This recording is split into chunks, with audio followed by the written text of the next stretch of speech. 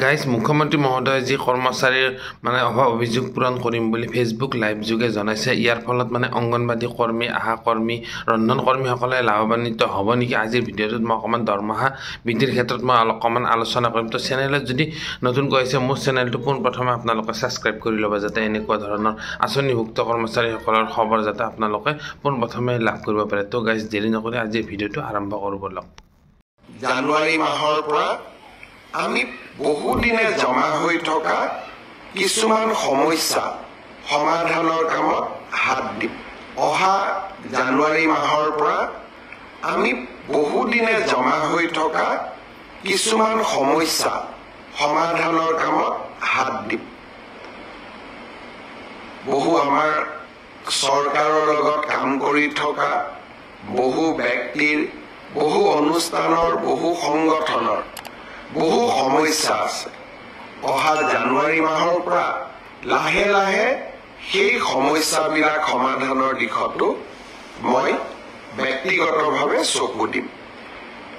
নমস্কাৰ গাইজ, মই মোৰ ইউটিউব চেনেল নিউ ড্ৰিম ব্লগলৈ আপোনালোকক স্বাগতম জনাইছোঁ। আশা কৰোঁ সকলো ভালে কুশলে আছে। গাইজ মুখ্যমন্ত্ৰী হিমন্ত বিশ্ব শৰ্মা ডাঙৰীয়াই মানে অসমৰ বাহিৰৰ পৰা ফেচবুক লাইভ যোগে অসমৰ কৰ্মচাৰীসকললৈ ভাল খবৰ দিছে যে তেওঁ হেনো 2025 চনৰ জানুৱাৰী মাহত যি কৰ্মচাৰীসকলৰ আধৰুৱা কাম কাজ আছে এই কাম কাজসমূহ তেওঁ হেনো পূৰণ কৰিবলৈ চেষ্টা কৰিব।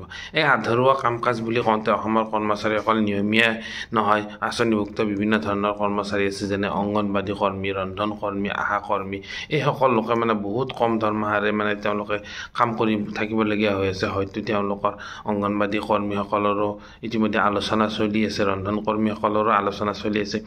সেয়েহে গতিকে হয়তো হিমন্ত বিশ্ব শৰ্মা ডাঙৰীয়া অহা জানুৱাৰী মাহত মানে এই মাননীবিলাক বৃদ্ধি কৰাৰ মানে অকণমান কিবা চিন্তা চৰ্চা কৰিছে নেকি, সেয়ে অকণমান তেওঁ ইংগিত প্ৰদান কৰিছে। ইতিমধ্যে গাইজ অসমৰ যি বিদ্যালয়ৰ ৰন্ধন কৰ্মী আছে, এই ৰন্ধন কৰ্মীসকলৰ মানে যি প্ৰতিবাদী কাৰ্যসূচী আছিলে, সেই কাৰ্যসূচীৰ পিছত মানে তেখেতসকলৰ বিষয়ববীয়াসকলে মানে শিক্ষামন্ত্ৰী ৰনোজ পেগুৰ লগত মানে বৈঠকত মিলিত হ'ল আৰু এই ৰনোজ পেগু ডাঙৰীয়াই তেওঁলোকৰ ফাইলটো গ্ৰহণ কৰিছে আৰু এই দৰমহা বৃদ্ধিৰ ক্ষেত্ৰত তেওঁলোকে চিন্তা চৰ্চা কৰি আছে। এই দৰমহাৰ প্ৰপ'জেলটো 6,000 টকা তেওঁলোকে ৰাখিছে। এই 6,000 টকাটো হয়তো মানে দৰমহাটো তেওঁলোকৰ বৃদ্ধি হোৱাৰ সম্ভাৱনা আছে।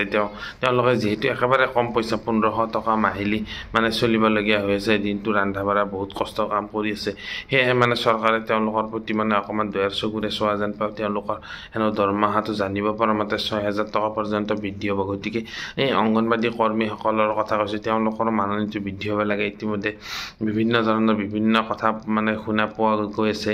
ইতিমধ্যে মানে নতুন পলিচি, নিউ এডুকেশ্যন পলিচিও আহিব।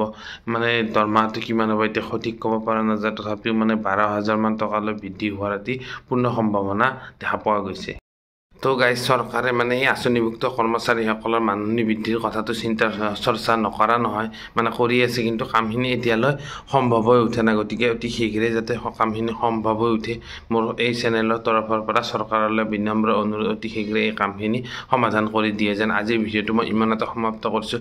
চাই থাকিব মোৰ এই আঁচনিভুক্ত কৰ্মচাৰীৰ মানে ৰিলেটেড মানে দৰমহা বৃদ্ধিৰ ৰিলেটেড মই কিছুমান ভিডিঅ' বনাই আছোঁ। আপোনালোকে মোৰ এই চেনেলটো ছাবস্ক্ৰাইব কৰি বেল আইকনটো প্ৰেছ কৰি ল'ব, যাতে আৰু ভাল ভিডিঅ' লেটেষ্ট খবৰ আপোনালোকে পোনপ্ৰথমে লাভ কৰিব পাৰে। তো গাইজ আজিৰ ভিডিঅ'ত মই ইমানতে সমাপ্ত কৰিছোঁ।